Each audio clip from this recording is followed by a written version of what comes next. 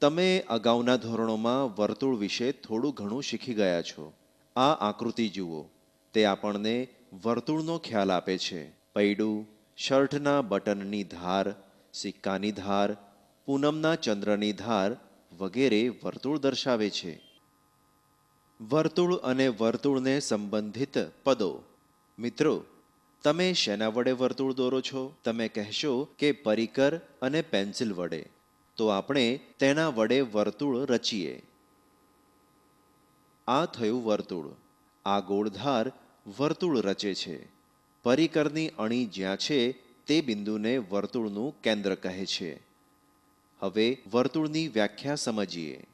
વર્તુળ આકૃતિ સમતલના કોઈ નિશ્ચિત બિંદુથી નિશ્ચિત ધન અંતરે આવેલા તમામ બિંદુઓના ગણને વર્તુળ કહે છે.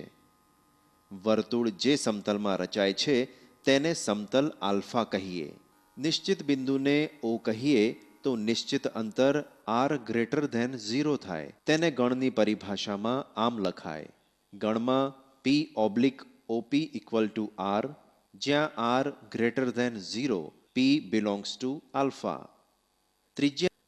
ત્રિજ્યાની વ્યાખ્યા આ પ્રમાણે આપી શકાય.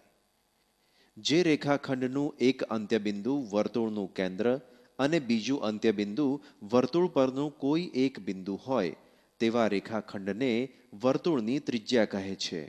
મિત્રો, ત્રિજ્યાના માપને સ્મોલ r વડે દર્શાવાય છે. જે વર્તુળનું કેન્દ્ર O અને ત્રિજ્યા r હોય તેવા વર્તુળને OR વડે દર્શાવાય. જેમાં O કેન્દ્ર અને r ત્રિજ્યા દર્શાવે છે. વર્તુળ સમતલને 3 ભાગમાં વિભાજિત કરે છે. એક, વર્તુળનો અંદરનો ભાગ. તેની વ્યાખ્યા આ પ્રમાણે આપી શકાય. વર્તુળના કેન્દ્રથી ત્રિજ્યા કરતાં ઓછા અંતરે આવેલા વર્તુળના સમતલના બિંદુઓના ગણને વર્તુળનો અંદરનો ભાગ કહે છે. 2. વર્તુળ. વર્તુળ પર આવેલા બિંદુઓનો ગણ. 3. વર્તુળનો બહારનો ભાગ. વર્તુળના કેન્દ્રથી ત્રિજ્યા કરતાં વધારે અંતરે આવેલા બિંદુઓના ગણને વર્તુળનો બહિર્ભાગ અથવા બહારનો ભાગ કહે છે.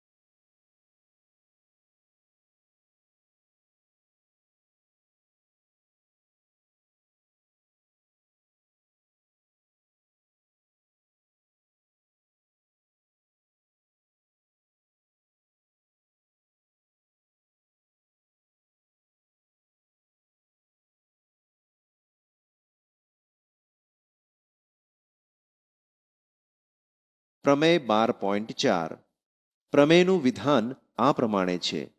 વર્તુળના કેન્દ્રમાંથી પસાર થતી રેખા જો વર્તુળની જીવાને દુભાગે તો તે રેખા જીવાને લંબ છે. આ પ્રમેયની આકૃતિ જુઓ. તે પરથી પક્ષ અને સાધ્ય લખીએ. પક્ષ વર્તુળનું કેન્દ્ર O છે અને ઓમાંથી પસાર થતી રેખા L એ જીવા રેખાખંડ ABને દુભાગે છે, એટલે કે AM = BM. સાધ્ય L લંબ રેખાખંડ AB. હવે આપણે સાબિતી સમજીએ. અહીં પણ બે ત્રિકોણો એકરૂપ કરવા પડશે. સાબિતી: ત્રિકોણ AOM અને ત્રિકોણ BOMની સંગતતા AOM સંગત BOM માટે રેખાખંડ AO એકરૂપ રેખાખંડ BO. ત્રિજ્યાઓ: રેખાખંડ AM એકરૂપ રેખાખંડ BM. પક્ષ: રેખાખંડ OM એકરૂપ રેખાખંડ OM. એક જ રેખાખંડ. સંગતતા AOM સંગત BOM એકરૂપતા છે બાજુ બાજુ બાજુ શરત મુજબ. માટે ખૂણો AMO એકરૂપ ખૂણો BMO તથા ખૂણો AMO અને ખૂણો BMO રૈખિક જોડના ખૂણા હોવાથી માટે માપખૂણો AMO પ્લસ માપખૂણો BMO = 180. માટે માપખૂણો AMO = માપખૂણો BMO = 90. માટે રેખાખંડ OM લંબ રેખાખંડ AB. માટે L લંબ રેખાખંડ AB. મિત્રો, તમે જાણો છો કે એક અનન્ય રેખાના નિરૂપણ માટે બે ભિન્ન બિંદુઓ પૂરતા છે. હવે વર્તુળના સંદર્ભમાં પ્રશ્ન એ છે કે એક બિંદુમાંથી પસાર થતા કેટલા વર્તુળ દોરી શકાય? એનો જવાબ છે અસંખ્ય. આ આકૃતિ જુઓ. 2. જો બે ભિન્ન બિંદુઓ આપેલા હોય તો તેમાંથી કેટલા વર્તુળ પસાર થાય? આ પ્રશ્નનો ઉત્તર છે અસંખ્ય વર્તુળો દોરી શકાય. આ આકૃતિ જુઓ. 3. જો 3 ભિન્ન બિંદુઓ આપેલા હોય તો કેટલા વર્તુળો પસાર થઈ શકે? આ પ્રશ્નનો ઉત્તર આપતા પહેલા બે વિકલ્પો વિચારી શકાય. 1. જો ત્રણેય બિંદુઓ સમરેખ હોય તો વર્તુળ રચી ન શકાય. આ આકૃતિ જુઓ. અહીં A, B અને C સમરેખ બિંદુઓ છે. અહીં A અને B માંથી વર્તુળ પસાર થાય છે. બિંદુ C માંથી તે પસાર થતું નથી. 2. જો 3 અસમરેખ બિંદુઓ હોય તો તેમાંથી એક અનન્ય વર્તુળ પસાર થઈ શકે. આ આકૃતિ જુઓ. આ માહિતી પરથી પ્રમેય 12.5 રચાયેલ છે, જે આ પ્રમાણે છે. પ્રમેય 12.5 3 ભિન્ન અસમરેખ બિંદુઓમાંથી અનન્ય વર્તુળ પસાર થાય છે.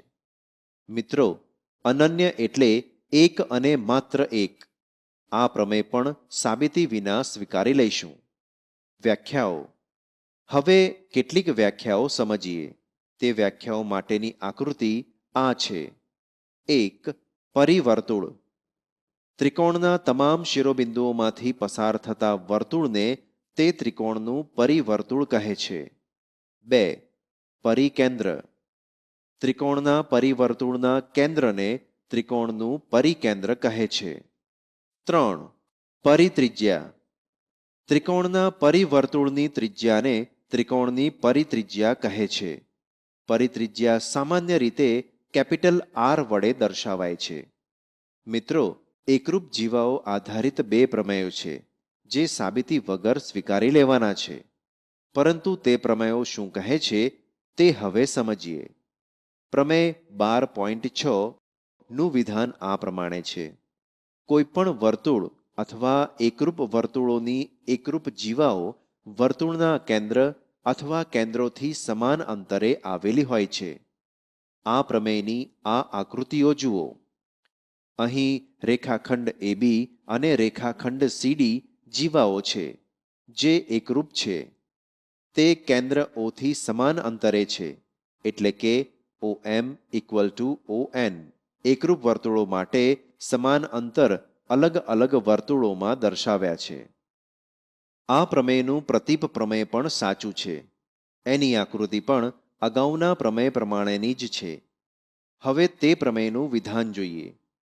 પ્રમેય 12.7 વર્તુળના કેન્દ્રથી અથવા એકરૂપ વર્તુળોના કેન્દ્રથી સમાન અંતરે રચાયેલી જીવાઓ એકરૂપ હોય છે. આ પ્રમેય પણ સાબિતી વગર સ્વીકારી લઈશું. ઉદાહરણ. મિત્રો, એક ઉદાહરણ દ્વારા સમાંતર જીવાઓના માપ પરથી ત્રિજ્યા કે વ્યાસ કેવી રીતે શોધી શકાય તે સમજીએ. ઉદાહરણ. એક વર્તુળની સમાંતર જીવાઓ રેખાખંડ AB અને રેખાખંડ CD એ વ્યાસને સમાવતી રેખાના એક જ અર્ધતલમાં આવેલી છે. AB = 8 અને CD = 6 છે. તે બે વચ્ચેનું લંબ અંતર 1 હોય તો તે વર્તુળના વ્યાસનું માપ મેળવો. ઉકેલ. પ્રથમ આપેલ માહિતી પરથી આકૃતિ દોરીશું. આકૃતિમાં O કેન્દ્ર અને રેખાખંડ AB તથા રેખાખંડ CD જીવાઓ છે. MN = 1. ધારો કે OM = x છે. માટે ON = x + 1. AB = 8. તેથી MB = 1/2 AB બરાબર 1/2 × 8 = 4. એ જ રીતે CD = 6. તેથી ND = 1/2 CD = 1/2 × 6 = 3. ધારો કે ત્રિજ્યાઓ OB = OD = R. હવે ત્રિકોણ OMB કાટકોણ ત્રિકોણ હોવાથી OB² = OM² + MB². માટે R² = x² + 4².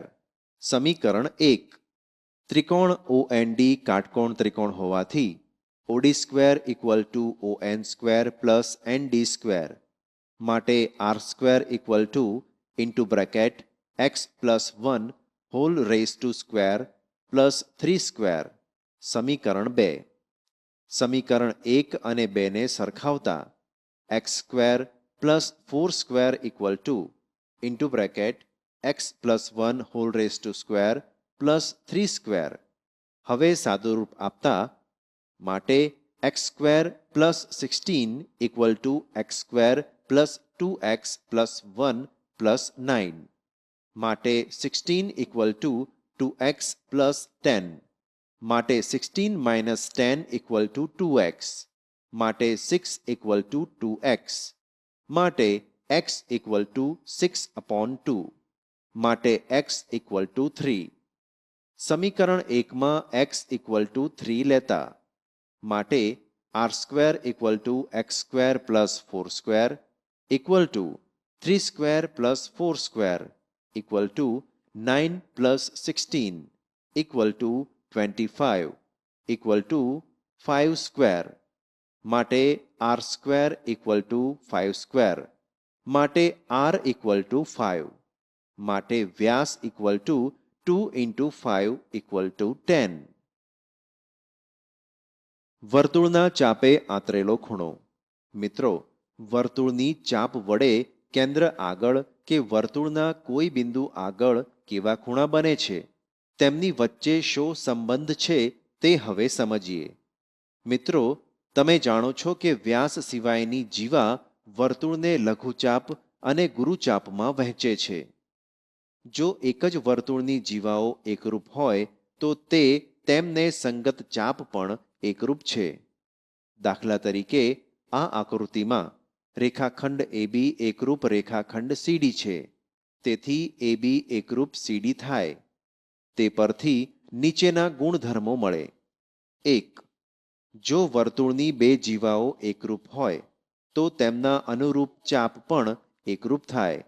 અને જો વર્તુળના બે ચાપ એકરૂપ હોય તો તેમને અનુરૂપ જીવાઓ પણ એકરૂપ થાય. 2. વર્તુળના ચાપે વર્તુળના કોઈપણ બિંદુ આગળ આંતરેલો ખૂણો એટલે તે ચાપને સંગત જીવાએ તે બિંદુ આગળ આંતરેલો ખૂણો. રેખાખંડ AB જીવા વર્તુળ આગળ ખૂણો ACB આંતરે છે. 3.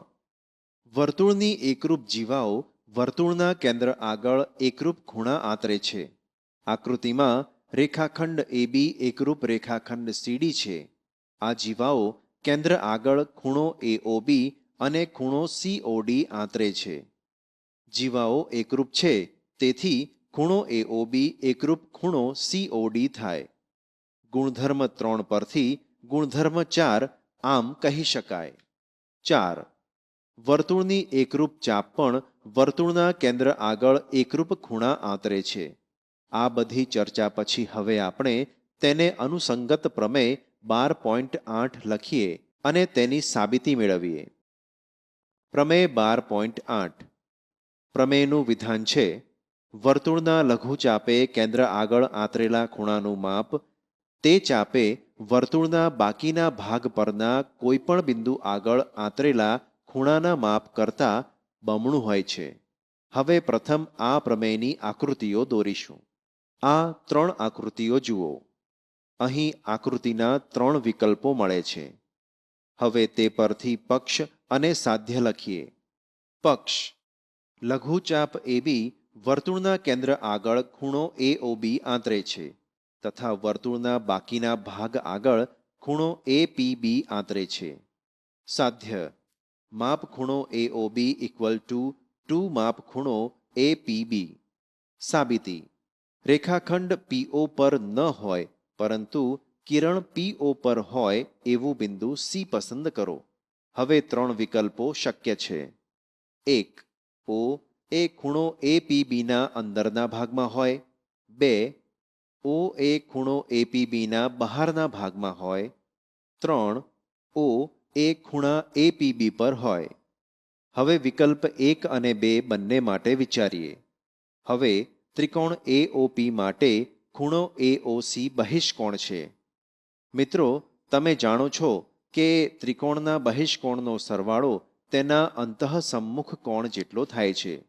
તે મુજબ માપ ખૂણો એઓસી ઇક્વલ ટુ માપ ખૂણો ઓપીએ પ્લસ માપ ખૂણો ઓએપી.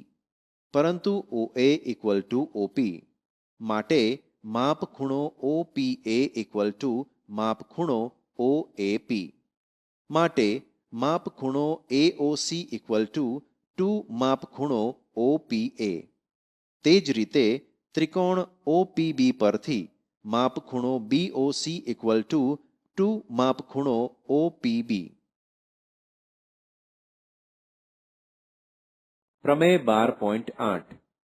પ્રમેયનું વિધાન છે: વર્તુળના લઘુચાપે કેન્દ્ર આગળ આંતરેલા ખૂણાનું માપ તે ચાપે વર્તુળના બાકીના ભાગ પરના કોઈપણ બિંદુ આગળ આંતરેલા ખૂણાના માપ કરતાં બમણું હોય છે.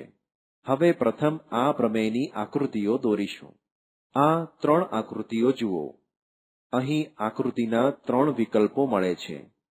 હવે તે પરથી પક્ષ અને સાધ્ય લખીએ. પક્ષ: લઘુચાપ એબી વર્તુળના કેન્દ્ર આગળ ખૂણો એઓબી આંતરે છે તથા વર્તુળના બાકીના ભાગ આગળ ખૂણો એપીબી આંતરે છે. સાધ્ય: માપ ખૂણો એઓબી ઇક્વલ ટુ 2 માપ ખૂણો એપીબી. સાબિતી: રેખાખંડ પીઓ પર ન હોય પરંતુ કિરણ પીઓ પર હોય એવું બિંદુ સી પસંદ કરો. હવે 3 વિકલ્પો શક્ય છે. 1. ઓ એ ખૂણો એપીબીના અંદરના ભાગમાં હોય. 2. ઓ એ ખૂણો એપીબીના બહારના ભાગમાં હોય. 3. ઓ એ ખૂણા એપીબી પર હોય. હવે વિકલ્પ 1 અને 2 બંને માટે વિચારીએ. હવે ત્રિકોણ એઓપી માટે ખૂણો એઓસી બહિષ્કોણ છે. મિત્રો, તમે જાણો છો કે ત્રિકોણના બહિષ્કોણનો સરવાળો તેના અંતઃસમ્મુખ કોણ જેટલો થાય છે. તે મુજબ માપ ખૂણો એઓસી ઇક્વલ ટુ માપ ખૂણો ઓપીએ પ્લસ માપ ખૂણો ઓએપી. પરંતુ ઓએ ઇક્વલ ટુ ઓપી માટે માપ ખૂણો ઓપીએ ઇક્વલ ટુ માપ ખૂણો ઓએપી. માટે માપ ખૂણો એઓસી ઇક્વલ ટુ 2 માપ ખૂણો ઓપીએ. તે જ રીતે ત્રિકોણ ઓપીબી પરથી માપ ખૂણો બીઓસી ઇક્વલ ટુ 2 માપ ખૂણો OPB. હવે વિકલ્પ 1ની આકૃતિ પ્રમાણે O એ ખૂણા APB ના અંદરના ભાગમાં છે તથા C પણ ખૂણો AOB ના અંદરના ભાગમાં છે. કિંમત મૂકીએ તો C એ ખૂણા AOB ના અંદરના ભાગમાં છે ઇક્વલ ટુ 2 માપ ખૂણો OPA પ્લસ 2 માપ ખૂણો OPB. હવે બે સામાન્ય કાઢીએ તો ઇક્વલ ટુ 2 ઇન્ટુ બ્રેકેટ માપ ખૂણો OPA પ્લસ માપ ખૂણો OPB ઇક્વલ ટુ 2 માપ ખૂણો APB. O એ ખૂણા APB ના અંદરના ભાગમાં છે. એ જ રીતે વિકલ્પ 2 આકૃતિ 2 પ્રમાણે બિંદુ A એ ખૂણા BOC અને ખૂણા OPB ના અંદરના ભાગમાં છે. માટે માપ ખૂણો BOC ઇક્વલ ટુ માપ ખૂણો AOB પ્લસ માપ ખૂણો AOC. પરંતુ માપ ખૂણો AOB ઇક્વલ ટુ માપ ખૂણો BOC માઇનસ માપ ખૂણો AOC ઇક્વલ ટુ 2 માપ ખૂણો OPB માઇનસ 2 માપ ખૂણો OPA. બે સામાન્ય લેતા ઇક્વલ ટુ 2 ઇન્ટુ બ્રેકેટ માપ ખૂણો OPB માઇનસ માપ ખૂણો OPA. હવે A એ ખૂણા OPB ના અંદરના ભાગમાં છે. માટે માપ ખૂણો OPA પ્લસ માપ ખૂણો APB ઇક્વલ ટુ માપ ખૂણો OPB. માટે માપ ખૂણો APB ઇક્વલ ટુ માપ ખૂણો OPB માઇનસ માપ ખૂણો OPA. માટે માપ ખૂણો AOB ઇક્વલ ટુ 2 માપ ખૂણો APB. વિકલ્પ 3 આકૃતિ 3 પ્રમાણે O એ ખૂણા APB ના એક જ ભુજ પર છે. ખૂણો APB પર છે. માટે માપ ખૂણો AOB ઇક્વલ ટુ માપ ખૂણો OPA પ્લસ માપ ખૂણો OAP ઇક્વલ ટુ 2 માપ ખૂણો APB. આમ ત્રણેય વિકલ્પોમાં સાબિત થાય છે કે માપ ખૂણો AOB ઇક્વલ ટુ 2 માપ ખૂણો APB.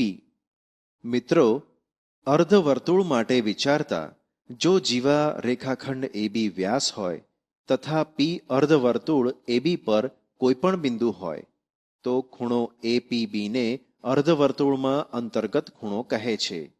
જ્યાં P is not equal to A, P is not equal to B. આ ગુણધર્મ પરથી નીચેનું ઉપપ્રમેય મળે. ઉપપ્રમેય: વર્તુળમાં અંતર્ગત ખૂણો કાટખૂણો હોય છે. આ આકૃતિ જુઓ. અહીં માપ ખૂણો APB ઇક્વલ ટુ 90 થાય. આ ઉપપ્રમેય સાબિતી વગર સ્વીકારીશું.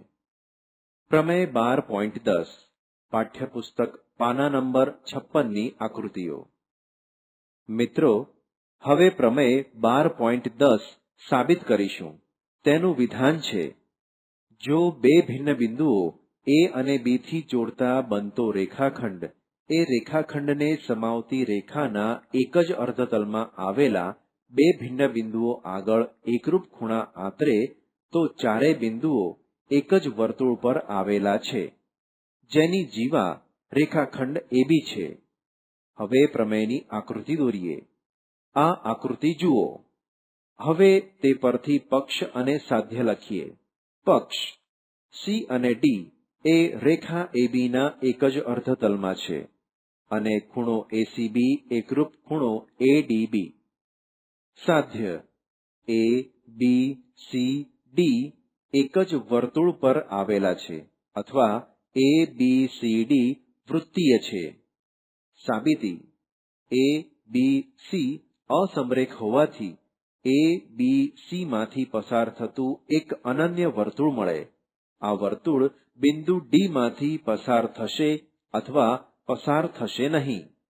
જો વર્તુળ D માંથી પસાર થાય તો કંઈ સાબિત કરવાનું રહેતું નથી. જો વર્તુળ D માંથી પસાર થાય નહીં તો કિરણ AD દોરો કે જેથી વર્તુળ રેખાખંડ AD પરના P અથવા કિરણ AD પરના Q માં છેદે. જ્યાં Q belongs to Kiran AD, Q does not belong to રેખાખંડ AD. આકૃતિ જુઓ અને સમજો. માટે ખૂણો એસીબી એકરૂપ ખૂણો એપીબી, પરંતુ ખૂણો એસીબી એકરૂપ ખૂણો એડીબી પક્ષ, માટે ખૂણો એપીબી એકરૂપ ખૂણો એડીબી, માટે P = D. P belongs to કિરણ એડી. તે જ પ્રમાણે Q = D, માટે D વર્તુળ પર આવેલું છે, માટે ABCD વૃત્તીય છે. મિત્રો, હવે ચક્રીય ચતુષ્કોણ વિશે સમજીએ. તેની વ્યાખ્યા આ પ્રમાણે છે. જો કોઈ ચતુષ્કોણના બધા જ શિરોબિંદુઓ એક જ વર્તુળ પર આવેલા હોય તો તે ચતુષ્કોણને ચક્રીય ચતુષ્કોણ કહે છે. આ આકૃતિ જુઓ. અહીં A, B, C અને D બિંદુઓ વર્તુળ પર છે.